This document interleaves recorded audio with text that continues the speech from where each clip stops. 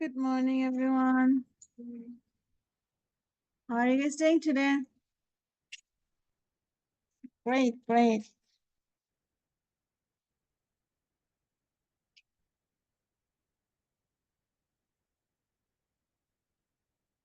Okay, just a reminder, our exam 2 will be Friday this week.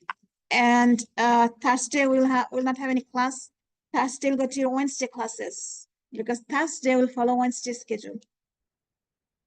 Okay? Any question before you start? Any comments, concern, complaint? Nothing? I don't have any energy today. I don't know why I'm so sleepy. We are doing chapter 6. In our last class, we did few examples with two terms. When you have two terms, we call them binomial. And when you have binomial, there are two choices. Either we can factor out something, or we can use difference of perfect squares. I didn't do any example with the difference of perfect squares. I hit them later. So actually, let me start with something I can review.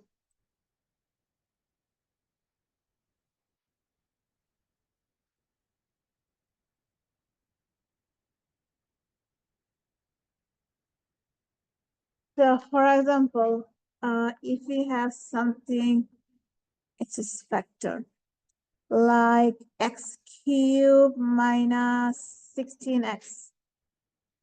We have two terms, and anytime you're factoring, you always should look for GCF, the greatest common factor. In this binomial, do you have any GCF to pull out? Is there something you can factor out first? Do you see something in both terms? X. So pull out an X. And what is left? X squared. And the second term? 16. So we pulled out a GCF in the first term. But we are not done, because we can factor more the second term. We can factor this more because this is difference of two perfect squares. This is same as x squared minus 4 squared. So when we have two different perfect squares, we can factor them more, but we still have to bring down our GCF. And when we factor this, we get two binomials. Do you remember what factors we get from factoring difference of perfect squares? Anybody remembers?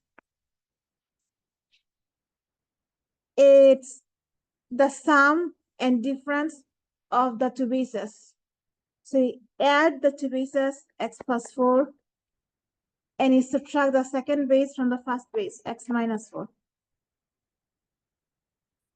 And now we are done factoring completely. So when you have two terms, there are two choices. You can pull out, you can factor out GCF and, or sometimes, or sometimes and, we can use difference of perfect squares to factor them. Any question?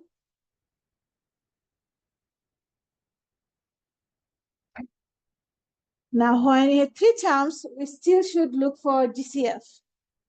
Anytime you're factoring, you always should look for GCF. Can you see anything in all three terms? So in here, do you see anything in all three terms? A, but how many A? Which power? We have 3 power, 4 power, and 5 power. Which one you can factor out? 3, the smallest power. And how about the numbers? You have 12, 12, 4. you cannot divide 4 by 12. You have to pull out the smaller one, 4. Also, our polynomial started with negative. We don't want to start our day with some negative things, right? Same thing the polynomial. We don't want to start our polynomial with something negative. So anytime your polynomial start with a negative, we also want to pull out the negative as a common factor, because we want to start something with positivity. Same thing, you want to start polynomial with positive something. So we have negative, we pulled it out, normal negative. We have 12a to the 5, and we factor out 4a cube. So what is left in the first term? 3a, which power? Square. If you have no idea how I'm doing it, this is what actually we are doing. 12a to the 5. Pulling out or factoring out means you're dividing by whatever you factored out. So when you do that, the negative cancel out. 4 goes to 12 3 times. And by applying the exponent rule in division, is subtract the power, we get 3a squared. This is the first term. What is left in the second term?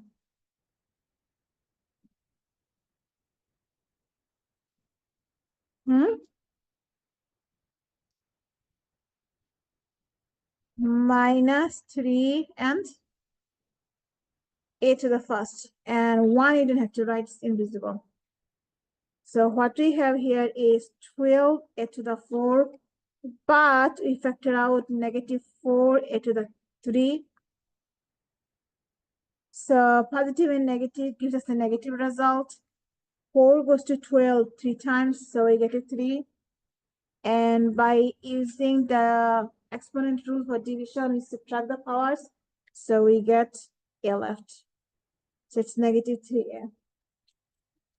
And lastly, what do we have on the last term? We had negative 4a cube, and we factored that out. So what is left? 1. Positive or negative? Positive. If you want to know why, we had 4a cube, negative sign, and we factored that out 4a cube. They're the exact same things, so they cancel out, and we get a plus 1.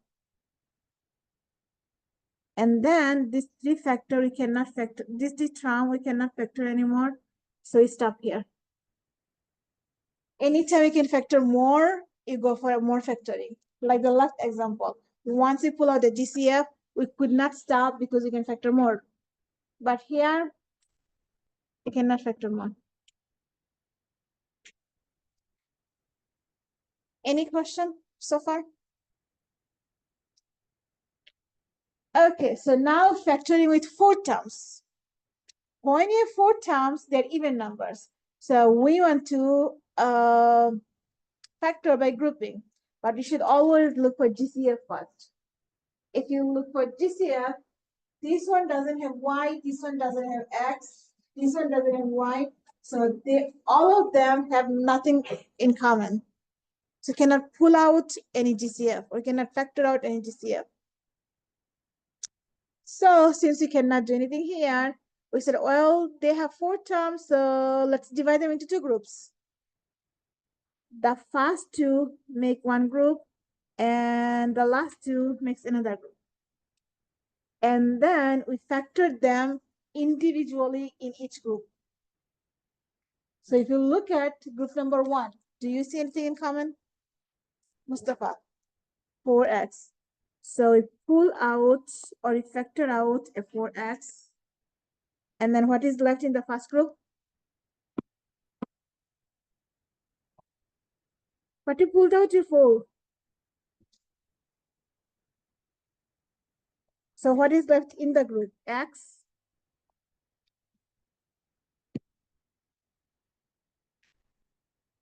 You had 4x squared, right? You pulled out your 4. So there is no more 4. 2y. Perfect. And in the second group started with negative. So we have to pull out a negative in the second group. And then what do you see in common? There is a 5. So once you factor out your 5, what is left in the second group? Go ahead, Daniel.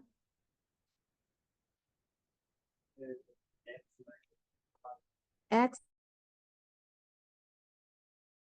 minus 2y. And it's minus 2y because remember, factoring out means divide.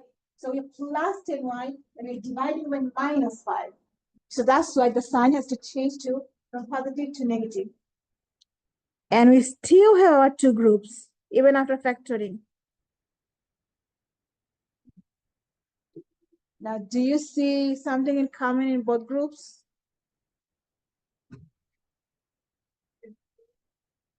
Only negative 2y? So this entire expression, x minus 2y, they both groups have the same thing. So we factor that thing out. And what is left in the first group? 4x. In the second group? Minus 5. And now we are completely factored this polynomial. We are done. So 4 terms means GCF and grouping. And in the group, keep track of your both groups until the last step.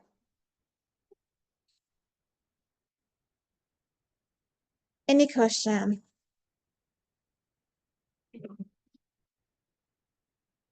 Okay, then you try one.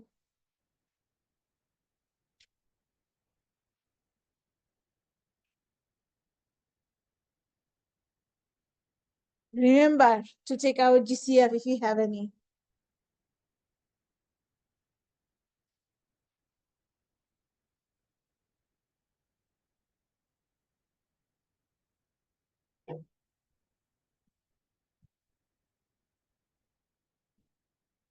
Hmm.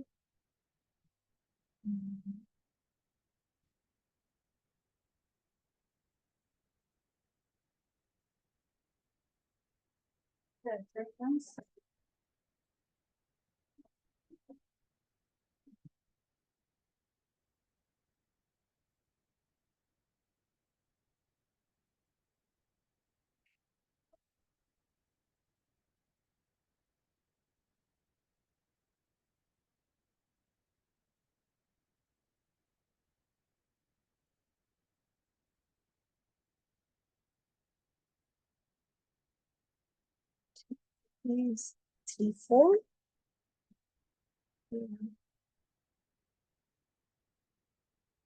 Janisha,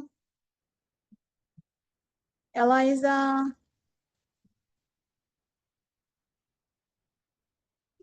Memuna, and Fabricio, Sergio, Miley, Henlart, Oliver, yeah, Himadri, yeah, Mustafa, yeah, Jacqueline, excellent, Jiain, yeah, Anaya, yeah, Jason, yeah, Atsiri, yeah, Anthony, Joseph, Sitlali, Seida, Muhammad, Ranaldo, yeah, Danielle, yeah, Jeremiah, yeah, Camila, yeah, Julia, yeah, Haley, yeah, Jasim.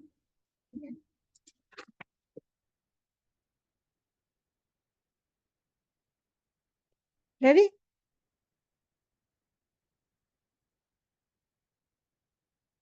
Are you guys done factoring? Jeremiah, what is your first step? What did you do?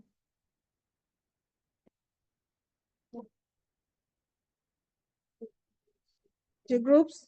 But remember, I said your first step always should be looking for what? Do you see any greatest common factor? 2, not negative. You take negative if the first term is negative. First term is not negative, so I'm not going to take negative, but they all have 2 in common. So you should pull out 2 first. Let me do it a different color. And we have x minus 1 plus x cubed minus x squared. And then what?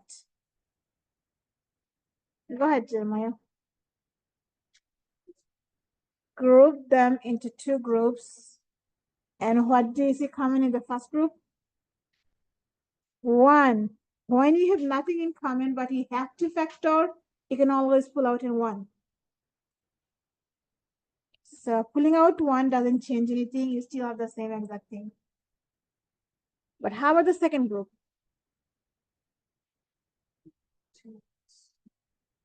2x. Or you mean x squared? And what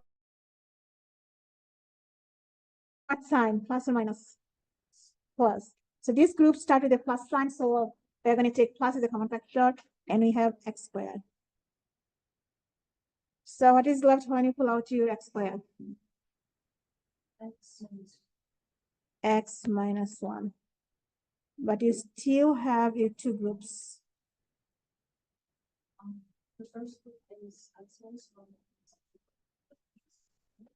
1. So you can pull out x minus 1, and you're left with 1 and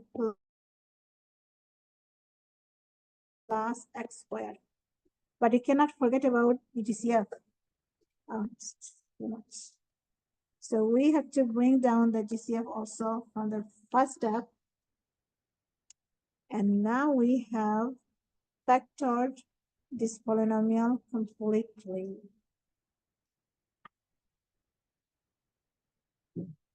Any question? Huh?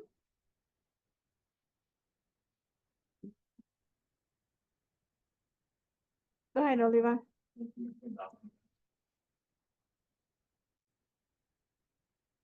Okay. X cubed minus x squared. So we have x cubed and x squared. So definitely we can pull out one of them. Which one you pull out, the smaller one or the bigger one? Smaller one. So if you're not sure, you can always check. We have x squared and x cubed. So x squared has 2 of them, x cubed has 3 of them. We can pull out what you see in both of them. So in both of them we see 2, so you can pull out x squared. And when you pull out x squared, we have 3 of them, you pulled out 2 of them, so how many left? 1 of them.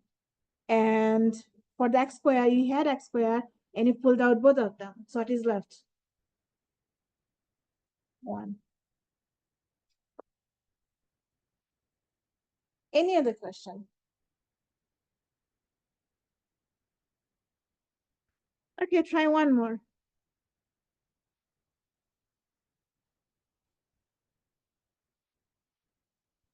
They look same, but they are not same.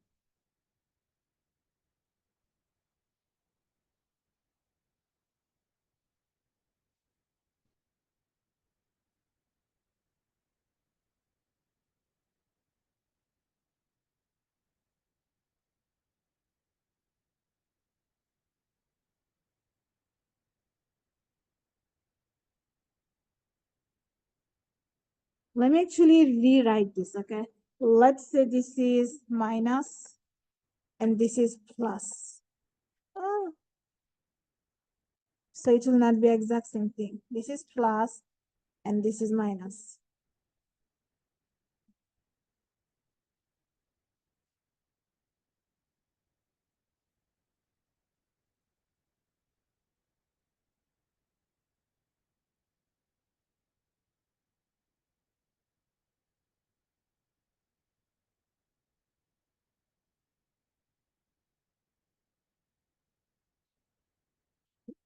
Hmm.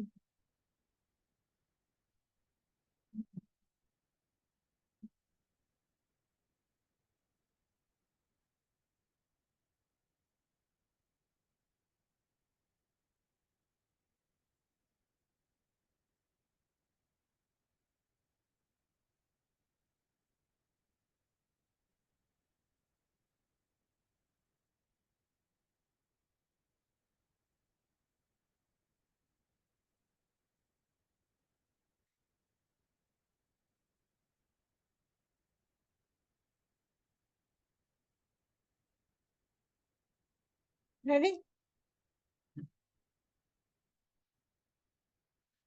Jasim, do you see any GCF in all four terms? Do you see something in common in all four terms?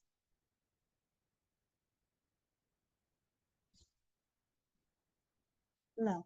So this time we cannot pull out a GCF. That means you go to grouping directly. What do you see in common in the first group?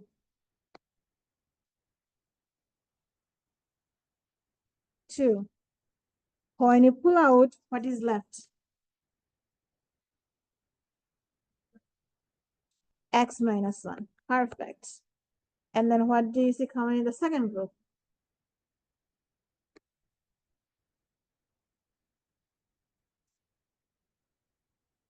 They don't have X, they have either 2 power or 3 power. So to pull out one of them, the 2 power. But how about the sign? We have to pull out a minus because the second group starts with a negative sign. We cannot leave the negative if you start with if you start a polynomial with negative. So you have to pull out negative x squared. Go ahead, Himadri, what is left in the second group? X minus 1. But you still have it 2 groups. So what do you see common in both groups?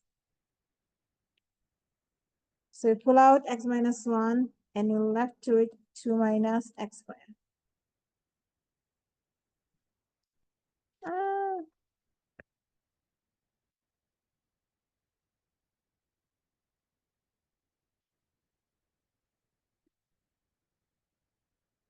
Any question?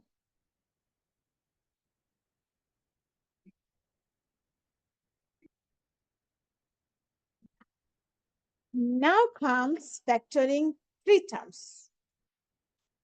Factoring 3 terms has many different strategies depending on what type of 3 terms you are given. If you have a 3 terms that has no number in front of x squared, most likely we can be able to factor them directly if it's factorable. So in order to factor them directly, we look at 2 things: the coefficient for the x and the constant term. And we look for 2 numbers. If you multiply them, they become the constant. But if you combine them, they become the middle coefficient. If you can find such numbers, then it's factorable, otherwise not factorable. If you can find those numbers, then you make 2 binomials, and then we break down our x squared into x and x. And then we break down our c into the 2 numbers we found, and we place them here, including their signs. This is called direct factoring method. We just look at b and c, and we figure out whether it's factorable or not.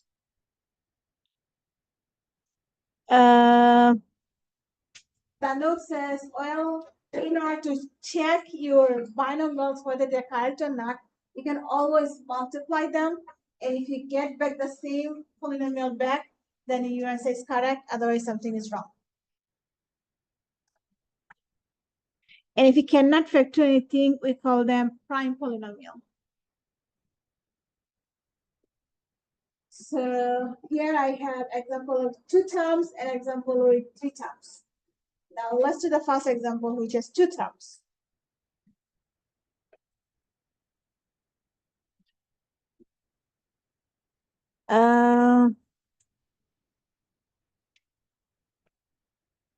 So when you have two terms, let me rewrite x squared minus 4x.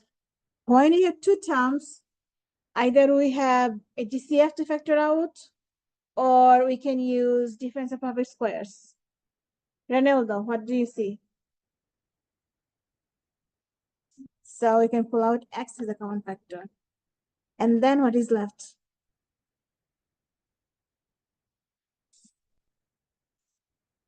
Great, x minus 4. And you have to stop here because the x inside next to the minus 4 doesn't have any square, so it cannot go any further. We stop here. But if we add a square here, we cannot stop. We have to go one more line because we could factor x squared minus 4 one more time. But here we have to stop because it's x minus 4, not x squared minus 4. So factoring two terms, GCF and perfect squares. And now to factor three terms, when x squared doesn't have any number, we go for direct factoring method. In direct factoring method, we want to see two numbers. When you multiply them, they turn into the constant. And when you combine them, the result is the middle term. Can you find such numbers? Two numbers multiplied to -5 combined to -4. Mustafa, I think you don't, you cannot. Any people think they can find such numbers? Miley? -5 and 1. Look what happens when you have -5 and 1. -5 times 1 is -5, and -5 plus 1 is -4. So yep, Mustafa, we have such numbers. Multiply to -5, add to -4. So since we can find such numbers, that means this x squared minus 4x minus 5, we can factor directly in one step. We break down our x squared into x and x, and we break down our -5 into -5 and +1. So -5 times 1 is -5, x times x is x squared, and then when you do the FOIL method, you get the middle term.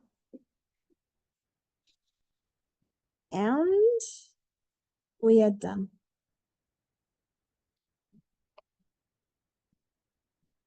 See how easy this is? This will be in the exam. Factor 3 times when your coefficient for x squared is 1.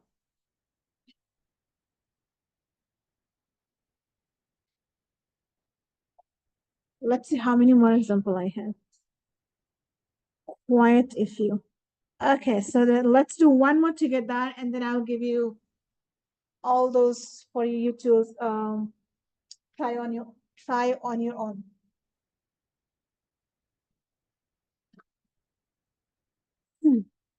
So you're looking for two numbers.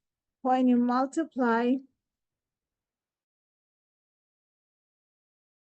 it gives us -10. When you combine, it gives us -3. Can you find such numbers? Mustafa. -5 times 2 is -10. -5 plus 2 is -3. Perfect. It worked out. That means that two factors we have, the x squared turn into x and x, and the -10 turns into -5 times the 2.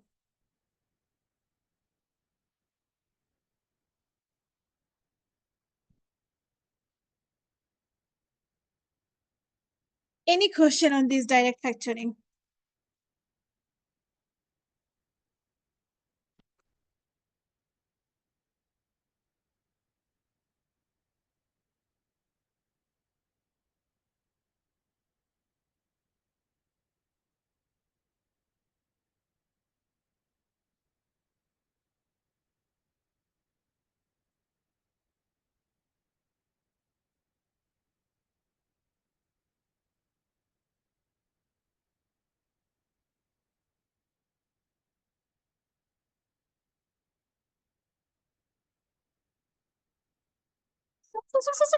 Oh.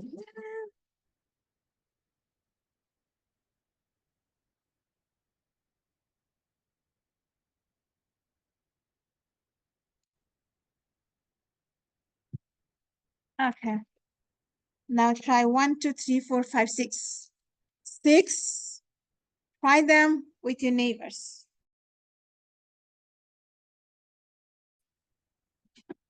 And remember, in order to factor, you have to have them in increasing power order, decreasing power order. So you have to have your x squared term first, and then the x term, and then the constant term. So if you don't have in this order, make sure first you put them in this order.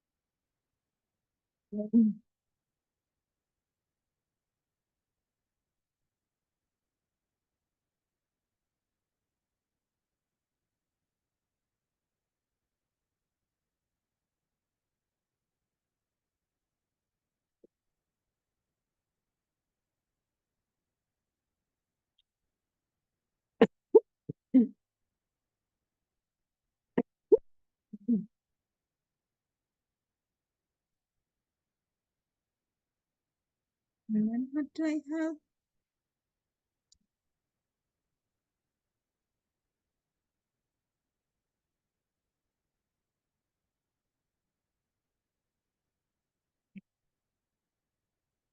Give me 1 second, mommy.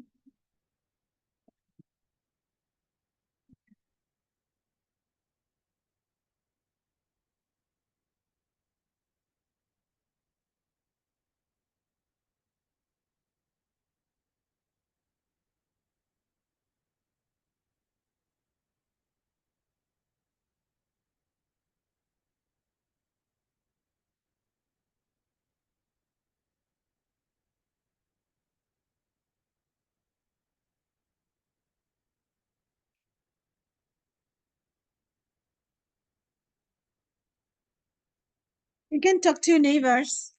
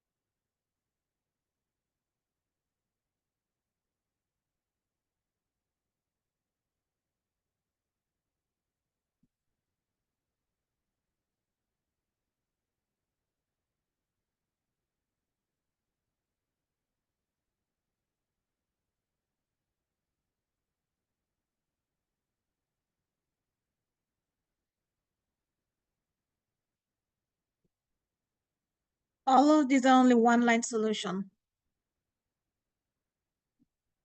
Except for E. For E, you have to rearrange first and then one line solution.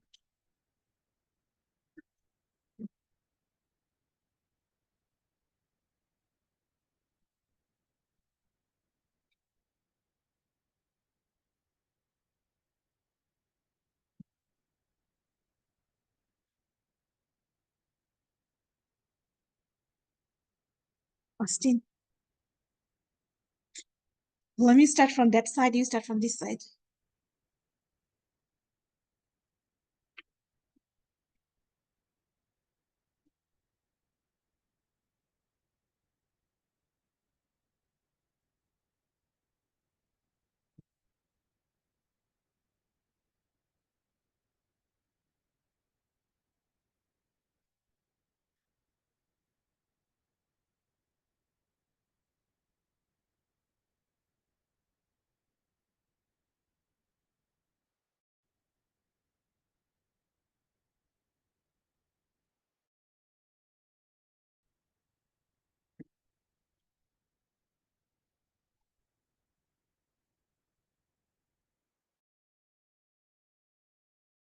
So, 56 minus 1 is equal to 0.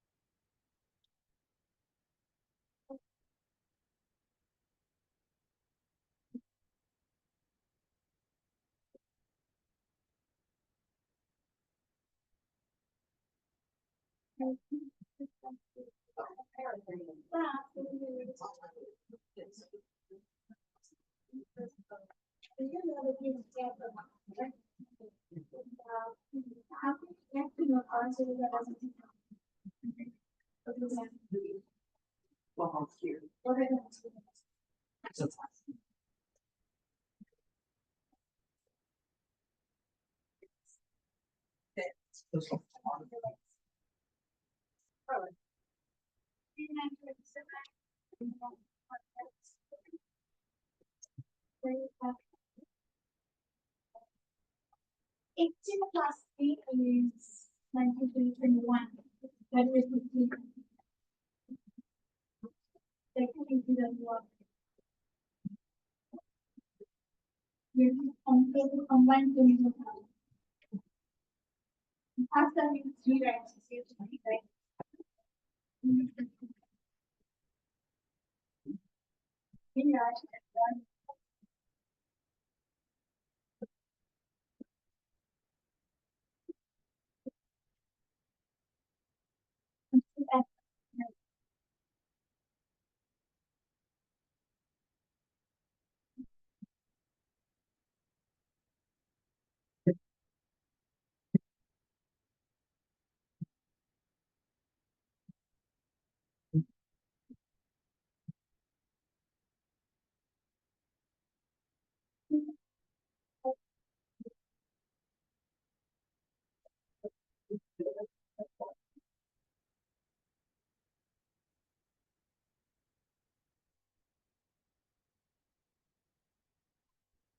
You know, last year, I was like,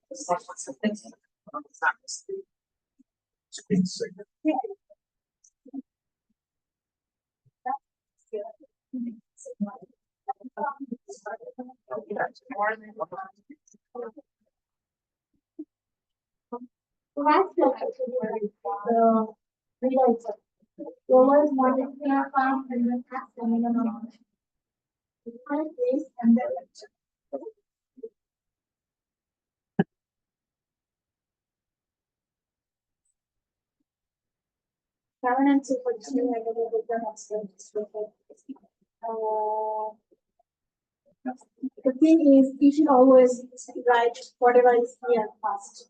So if x is here first, that is x, and then my one. X plus 9, 1, and then x minus 1, 9, 4. And then 6 and 1, this is 5. 3, 2, this is 2. 9, 6, 2, 1, 9, 4.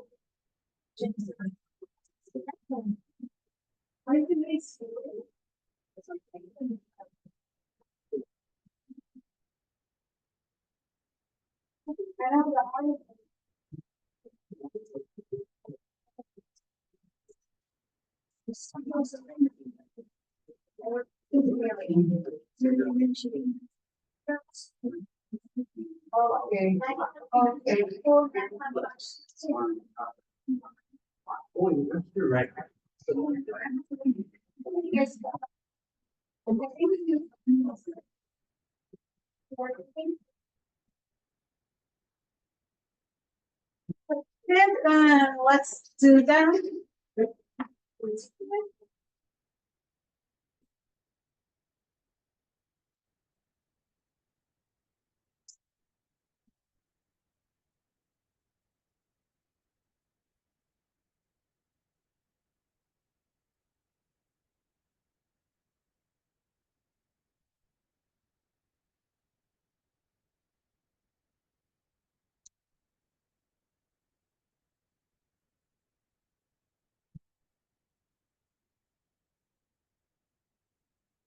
So for the first one, we are looking for two numbers multiplied to negative 27 and combined to negative 6.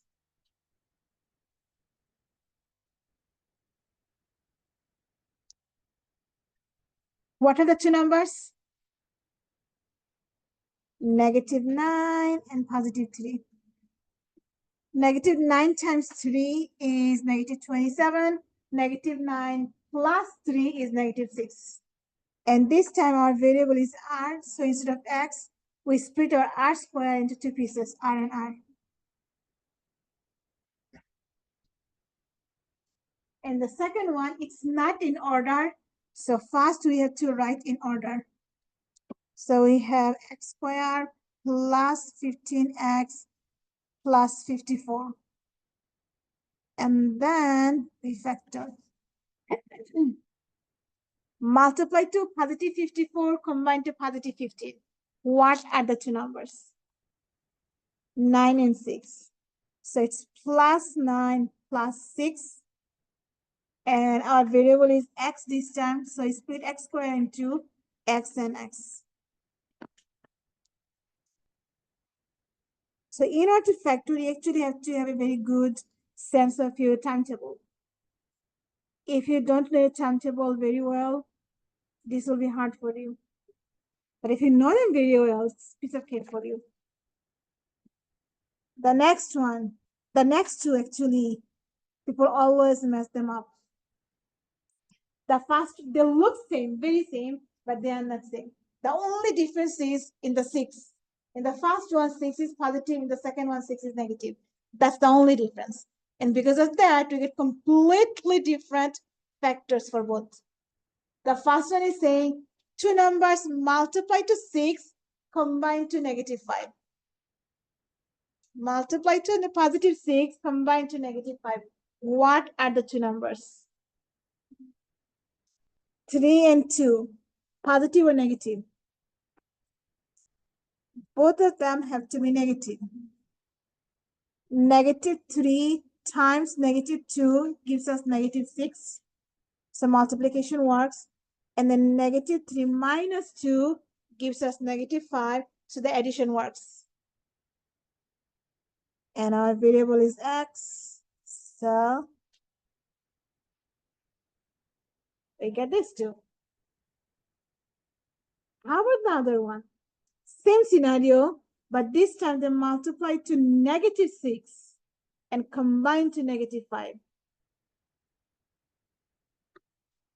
What are the two numbers? Sergio? You still think it's 3 and 2? What are the two signs if you're taking 3 and 2? Their product has to be negative 6. So negative 3, positive 2 gives us negative 6, correct? But what happens when you add them? What is negative 3 plus 2? Negative 1. But you're not looking for negative 1, you're looking for negative 5. So does 3 and 2 work here? So what works here? Which two numbers? Remember, 6 has two choices, two pairs. Either it's 2 and 3, or it's what? 6 and 1. So we just found out that 2, 3 doesn't work. That means what is our hope? 6 and 1. So what sign 6 gets? Negative. 6 has to be negative because our middle term is negative. And always bigger factor gets the middle sign. The bigger factor gets the middle sign. So negative 6 plus 1 gives us negative 5. So the addition satisfied. And if you multiply negative 6 with positive 1, the answer is negative 6. It satisfied the multiplication part. So it's negative 6 and positive 1.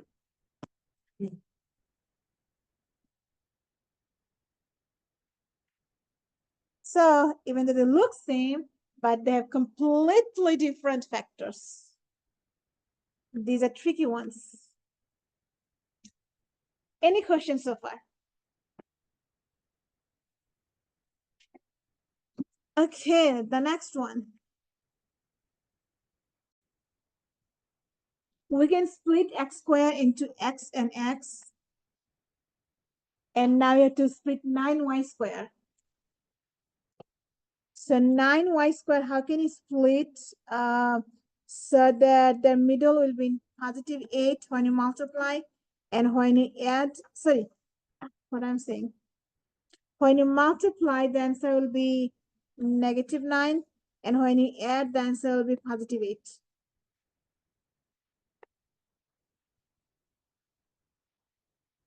If you look at the numbers only, 9, negative 9. How can you split negative 9? Negative 9 plus 1. But if you do that, their sum will be negative 8. You don't want the sum negative 8, you want the sum positive 8.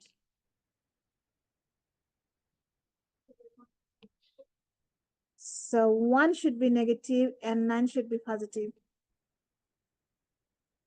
So positive 9, negative 1. And if you multiply, you still get negative 9. If you add, this time you get positive 8. Makes sense. But this has not only number, it has also variable. So you have to split your y square. So y square becomes y and y. And the 9 becomes negative 9 and positive 1. The 1 is invisible. You don't have to write it if you don't want to.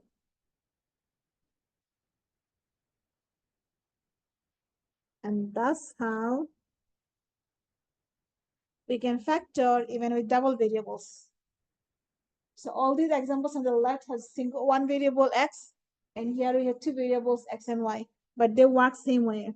You look at the number for the last term, and then you split your variables into two pieces.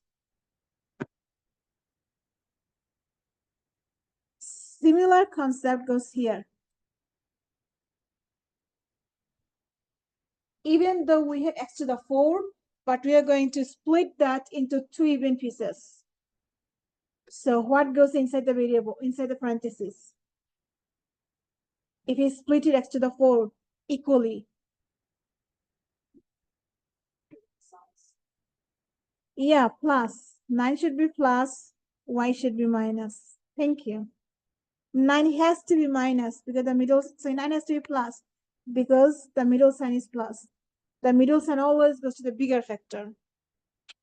That you can see that. So if you split your x to the 4 into two equal pieces, each piece gets what? X squared. So you get x squared from x to the 4, and then you split your 14 into two pieces, multiply to negative 14, combine to negative 5. 14 has only two pairs. Either it's 1 times 14 or 2 times 7. Which one makes sense? Which one, when you add, you get 5,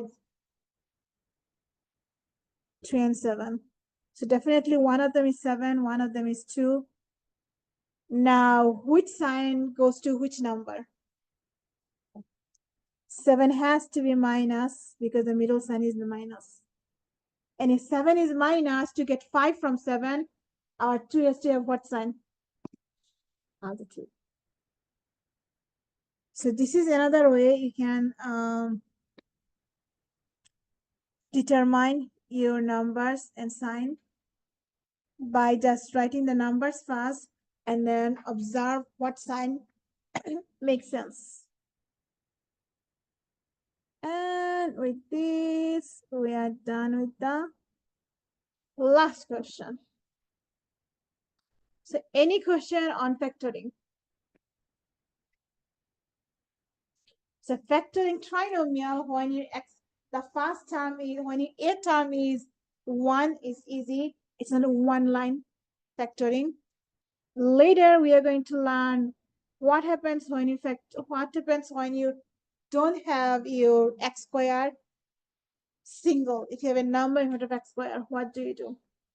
But before that, it says the scenario leading coefficient is not 1. However, they are factorable. So we have 3 terms. And anytime you factor, what is your first step? Always should be. What do you look for? Always. You look for GCF. If you have anything in common in all the terms, you pull that out, you factor it out. And then you go to the next step. So in this polynomial, in this trinomial, do you see the same thing in all 3 terms?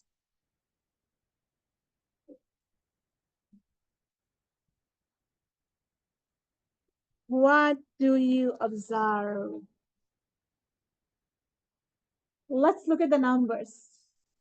Our polynomial begins with a negative, so we must pull out a negative. Mustafa. 2. 2 is divisible by 2, 30 is divisible by 2, 34 is divisible by 2. All of these numbers are divisible by 2, so you can pull out a 2 as a common factor. And now look at the variables. What variable you see in all 3 terms? Y. So you also pull out your Y. And then you rewrite. If you pull out negative 2y from the first term, what remains in the first term?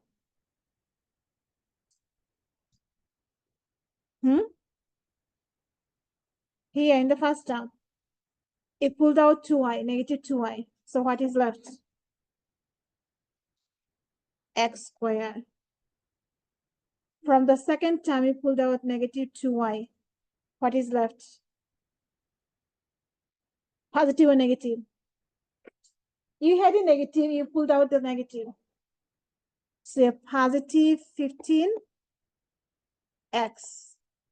And the last time you had 34y, but you pulled out negative 2y. So now what do you have? Minus 17.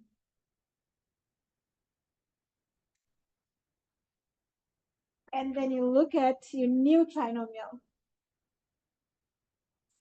Can you find two numbers multiplied to 17 combined to 15? 17 is a prime number. The only two factors it has is 17 and 1. If you add them, you get 18. If you subtract them, you get 16. They're not going to give us 15. So we stop here. Because our trinomial is not factorable anymore. But if we had 32 there, then it would be factorable. Question?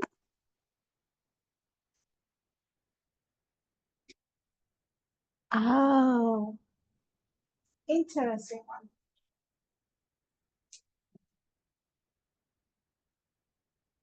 1/2 y squared minus 7/2 y minus 22.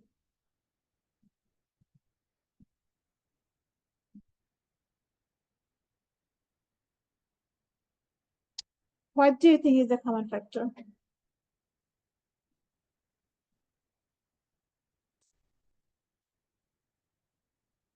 So when you factor out, do you factor out bigger number or smaller number? Smaller number. So between 1/2, 7/2, and 22, which one is the smaller number? We have three numbers, right? 1/2, 7/2, and 22. Which one is the smallest one? Of course, 1/2. So 22 must be bigger because it's a whole number.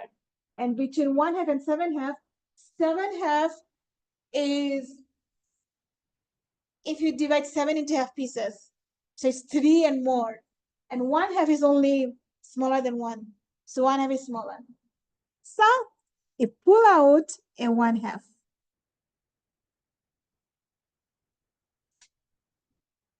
And we cannot pull out any variable because 22 doesn't have any variable. Now you have 1/2 y squared and you pulled out the 1/2. What is left in the first term?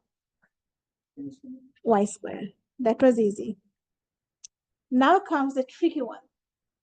You have 7/2, but you pulled out 1/2. What is left?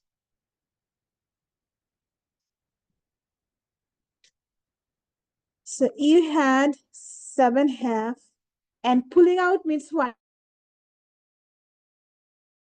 Factoring out means what? Dividing. So you're dividing by 1/2. Dividing by a fraction means multiplying by its reciprocal. So 7/2 times reciprocal of 1/2 is 2/1. And then they cancel out. 2 on the top, 2 on the bottom. We can divide them. So what do you have? What is 7? So we have 7y here.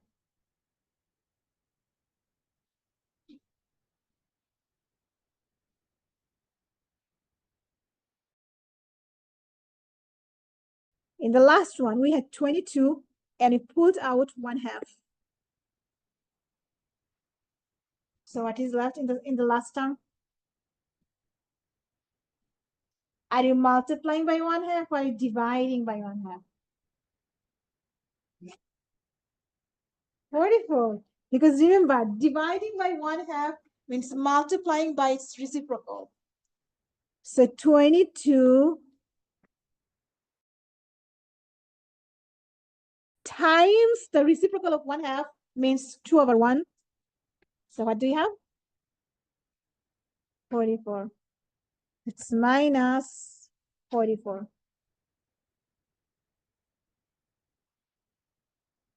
and then you look for more factors. Can you think of two numbers multiplied to 44, negative 44? When you add, it becomes negative 7. Two numbers. No, sorry. Yeah. Negative 11 times 4. So negative 11 times 4 is negative 44. Good. Negative 11 plus 4 is negative 7. Perfect. So we have our GCF 1/2, and we can factor the trinomial more. One of them is negative 11. The other one is positive 4. And what is our variable? Y. Split the y square, and the 44 becomes negative 11 times 4. And now we are done. We factored completely. So just because you see a fraction, don't get scared. They're tricky, but if you know how to use them, they're not bad. You always look for the smaller number, the smallest one, to factor out, and then always divide the remaining term by your GCF. And dividing by a fraction means multiplying by the reciprocal. So you simply multiply by the reciprocal. Any question? Let's see what do you have next. Let's stop here. We're going to start 6.3 once you are done with the exam. 6.3 will not be in the exam. So let me tell you what will be in the exam. What is my plan to give you in the exam?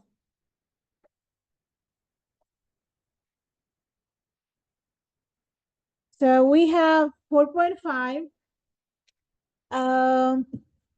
For now, my plan is to give 1. But if I have more space, maybe I'll do 2. Okay? So definitely 1. And if I have space on my exam, then 2 of these. And if you know all 5, you'll be fine. I'm not going to give you anything outside of these 5. Same scenario, but different wordings, different numbers.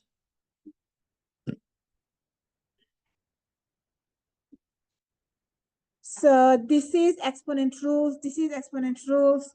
So also these are exponent rules. These 3 are exponent rules. So you'll see them inside your exponent rules. And this one goes actually here. You're simplifying. So from this, including this one, these are the same type. So from this 4, there will be at least 2. Could be more, but at least 2. And then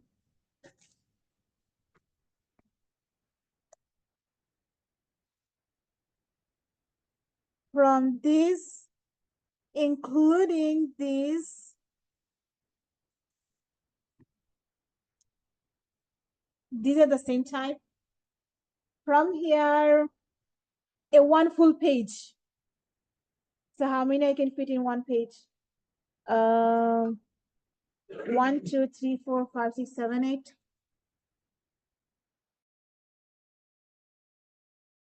From 6 to 8. These are also exponent rules, but you have to go beyond the exponent rules. You're going to simplify them, and you cannot live in negative power alone. You always have to convert the negative power into positive power.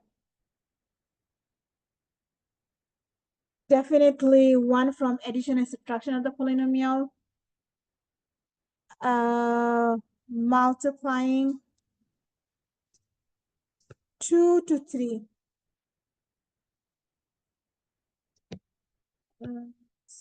So one from this type and either one or two from this type.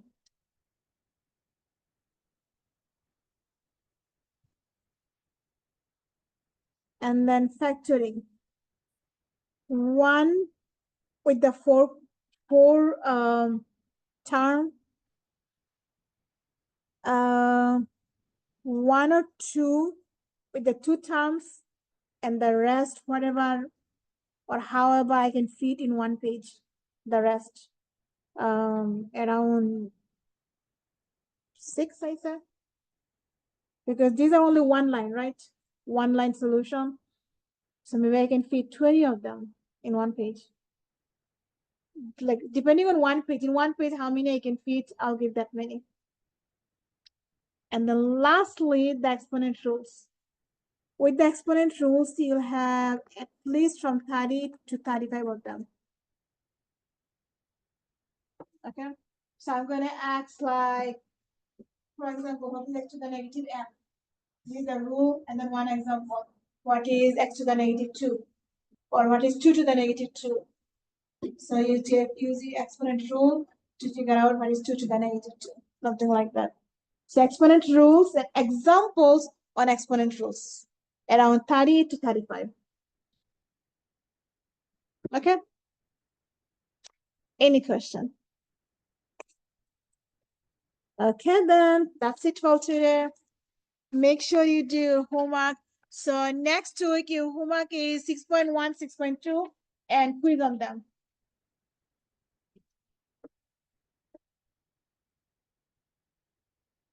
Definitely don't be late for the exam. Because I have so many questions, you notice, right? So you may not be able to finish the exam if you're late. Make sure you come on time. You can come early, but definitely come on time. And if you have any question, you can email me anytime. Email me in my Gmail. And your exam is on Friday, okay? Friday this week, exam. Problems where you rearrange the equation. I think maybe it has to do with the commutative property. Or you just like rearrange. Not commutative property. Because I thought What is commutative property? AB equals BA. if you add or multiply any equation, you can rearrange it. It'll still give you the same solution. Oh, here we did an error subtract. What we did is this. For the question where it was factoring, where you did the, I think it was like 54 plus x squared something. It's this question. Yeah, so I thought you were supposed to make it equal to 0, and then to move on to 0, it is solving for us. By answer solve, it's a factor. Right. So when you factor, is simply rearrange them. So our 54 is the first term. We can move it here as the last term. So we have x squared and 15x. This is what we want to start our polynomial with. And then we want the constant to be empty. And it's possible 54 because this doesn't have any negative sign in the Got front. it. So what if, like, let's say this was like plus and then that was minus? Like, how would you know how You to keep reach? exact same thing. So if, let's say, because 54 is positive, you just add it on the other side, or if it's negative, I it's didn't. minus. Oh, It's that other side is rearranging. Right. For example, we have these three here, but I don't like this rearrangement. So I said, well, I want my cover here, and then I have the same three things, but in different order. got it. So it was just Rearranging. Got it. Thank you so much. No problem.